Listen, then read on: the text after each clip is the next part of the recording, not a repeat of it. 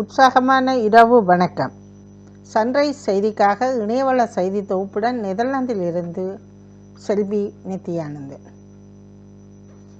ஜனாதிபதி ரணில் விக்ரமசிங்க தாம் தோற்கடிக்கப்படுவோம் என தெரிந்தே போட்டியில் இறங்குபவர் அல்ல என ஐக்கிய தேசிய கட்சியின் முன்னாள் செயலாளரும் ஐக்கிய மக்கள் சக்தி கட்சியின் தற்போதைய தேசிய அமைப்பாளருமான திஷ அத்தநாயக்கா தெரிவித்துள்ளார். ஸ்ரீலங்கா பொதுஜன பெரமுனின் தேசிய அமைப்பாளர் நாமல் ராஜபக்சவுக்கு எதிராக அமைச்சர் பந்துல குணரத்ன கோமாகம நகர காவலரிடம் முறைப்பாடு செய்துள்ளார். இலங்கை உள்ளிட்ட 55 நாடுகளுக்கு இலவச விசா திட்டத்தை அல்ஜீரியா அறிமுகப்படுத்தியுள்ளது. இலங்கை சிறைகளில் தடுத்து வைக்கப்பட்டுள்ள கடத்தொழிலாளர் குடும்பங்களுக்கு நாள்தோறும் வழங்கப்பட்டு வரும் நிதி உதவிகள் அதிகரிக்கப்படுவதாக தமிழ்நாட்டின் முதலமைச்சர் அறிவித்துள்ளார். இதன்படி நாளாந்தம் வழங்கப்படும் 250 ரூபாய் நிதி உதவி 350 ரூபாயாக அதிகரிக்கப்படுகிறது.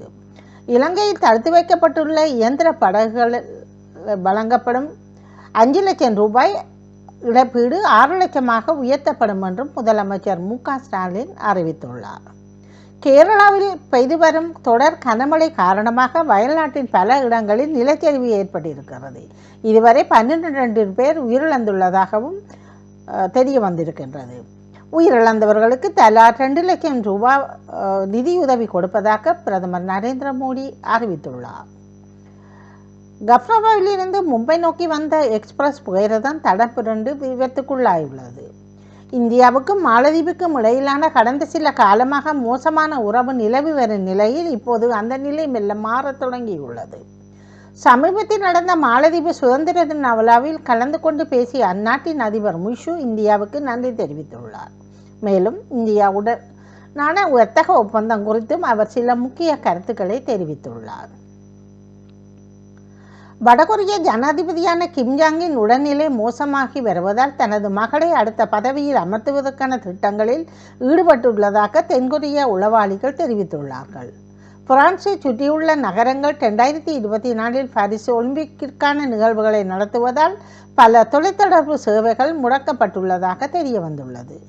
நிக்கோலஸ் மதுரோ 51.2% வாக்குகளும் எட்மண்டோ கான்சல் 44.2% வாக்குகளையும் பெற்றிருக்கின்றனர். தைவானில் சர்வதேச மகாநாடு 6 நாடுகளுக்கு சீனா எச்சரிக்கை விடுத்துள்ளது. தைவானை தனது நாட்டின் ஒரு அங்கம் என கருதும் சீனா மீண்டும் அதை இணைத்துக் கொள்ள துடிக்கின்றது. இங்கிலாந்தின் நடன வகுப்பில் நடைபெற்று கொண்ட போது கத்திக்குத்து தாக்குதலில் 2 சிறார்கள் பலியாகியுள்ளனர். நடைபெற்று கொண்டிருக்கும் ஒலிம்பிக் போட்டிகளில் இதுவரை பிரான்ஸ் 5 தங்கப்பதக்கங்களை பெற்றிருக்கின்றது. அது கூடிய தங்கம் வென்ற பட்டியலில் பிரான்ஸ் 2வது இடத்தில் உள்ளது. 6 பதக்கங்களுடன் ஜப்பான் முதலிடத்தில் இருப்பது குறிப்பிடத்தக்கது. லெபனான் தலைநகர் பெய்ரூட்டுக்கான விமான சேவையை சுவிட்சர்லாந்து நிறுத்தியுள்ளதாக தகவல் வெளியாகி இருக்கின்றன. இஸ்ரேல் மீது ஹமாஸ் ஆயுதக்குழு தாக்குதல் நடத்தியதை தொடர்ந்து காசாவில் உள்ள ஹமாஸ் குழுவினருக்கும் இஸ்ரேல் படைகளுக்கும் இடையே தொடர்ந்து தாக்குதல் இடம்பெற்று வருகின்றது. காசாவுக்கு ஆதரவாக லெபனான் மையமாக கொண்ட ஹிஸ்புல்லா அமைப்பும் இஸ்ரேல் மீது தாக்குதல் நடத்தி வருகிறது. இஸ்ரேலுக்கு எதிராக பல நாடுகள் தங்களது கருத்துக்களை முன்வைத்து வருகின்றது.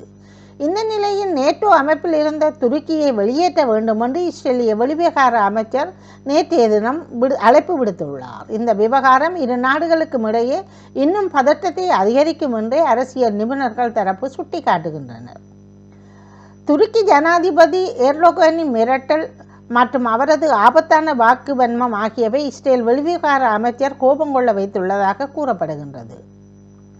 அமெரிக்க அதிபர் தேர்தல் நவம்பர் மாதம் 5ஆம் தேதி நடைபெற இருக்கின்றது. இதில் குடியரசுக் கட்சி சார்பில் முன்னாள் அதிபர் டொனால்ட் ட்ரம்ப் போட்டியிடுகின்றார். ஆளும் ஜனநாயக கட்சி சார்பில் தற்போதைய அதிபர் ஜோ பைடன் போட்டியிடுவார் என அறிவிக்கப்பட்டது. எனினும் அவர் மீதான சில சம்பவங்களால் தேர்தலிலிருந்து தற்போதைய அதிபர் பைடன் விலகிய நிலையில் ஜனநாயக கட்சியின் அதிபர் வேட்பாளராக துணை அதிபரான இந்திய வம்சாவளியைச் சேர்ந்த கமலா ஹாரிஸை முன்மொழிவதாக அவர் அதிகாரப்பூர்வமாக அறிவித்துள்ளார். தொடர்வது விளையாட்டு செய்திகள். சுவிட்சர்லாந்தில் துப்பாக்கி சுடும் விளையாட்டு வீரர் சுவிட்சர்லாந்துக்கு தனது முதல் பதக்கத்தை பெற்றுக் கொடுத்துள்ளார். பாரிஸ் ஒலிம்பிக் டென்னிஸ் ரபேல் நாடலை வீழ்த்திய ஜோகோவிச் 3வது சுற்றுக்கு தகுதி பெற்றுள்ளார்.